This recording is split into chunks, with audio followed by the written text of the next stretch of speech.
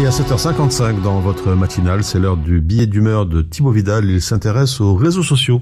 Ouais, je sais pas si vous avez vu, mais il y a des petits dealos de messages Facebook qui traînent en ce moment. Alors pour ceux qui sont pas au courant, la BBC a tout simplement révélé que les messages privés de 81 000 comptes Facebook ont été récupérés par des hackers russes. Alors du coup, si vous faites partie de ces comptes et pour la modique somme de 10 centimes, ils proposent l'achat de tous les messages d'un compte. Alors clairement, ça fait beaucoup de lectures pas chères, c'est cool pour ceux qui n'ont pas grand chose à faire de leur vie. Par contre, pour ceux qui vivent ce piratage, je suis pas sûr que tu sois trop à l'aise avec ton corps de savoir que potentiellement des parfaits anonymes peuvent lire tes conversations bien assis confortablement dans un fauteuil Louis XIV au coin d'un feu de cheminée et qui boivent une petite Kaomi vers 22h37. Bon après, ça peut vous rassurer, la majorité des comptes sont russes et ukrainiens et ceux d'autres pays comme les États-Unis, le Brésil et le Royaume-Uni. Mais c'est quand même sympa aujourd'hui de savoir que quand tu utilises les nouvelles technologies, à tout moment de ta vie, ça peut se retourner contre toi.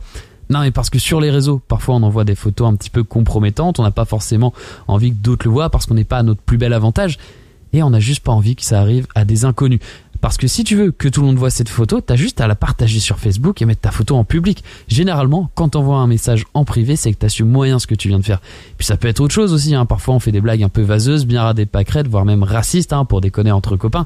Et bah pareil, l'humour noir, t'as pas toujours envie de le faire partager au tout à chacun. À la limite qu'au début, il y ait des problèmes, ça peut paraître assez logique. Les concepteurs ne voient pas trop comment ça fonctionne, un petit peu un temps d'adaptation.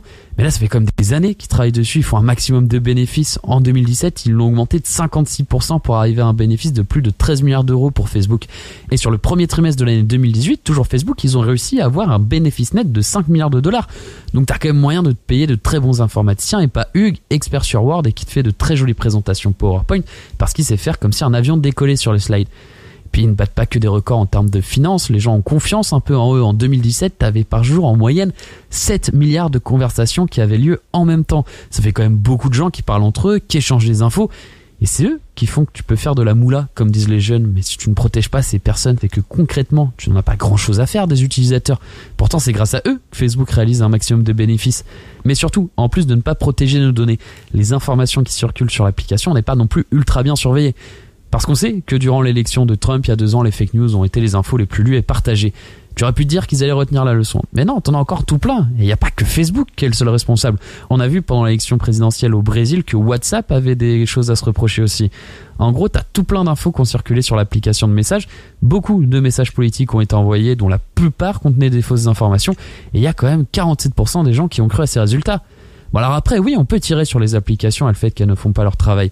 C'est vrai que c'est plus simple et c'est normal aussi, on partage des infos dessus, on leur fait confiance. Mais c'est à nous aussi de nous protéger car on commence à savoir que ce qui se passe sur la toile, comme disent les jeunes, c'est pas toujours folichon.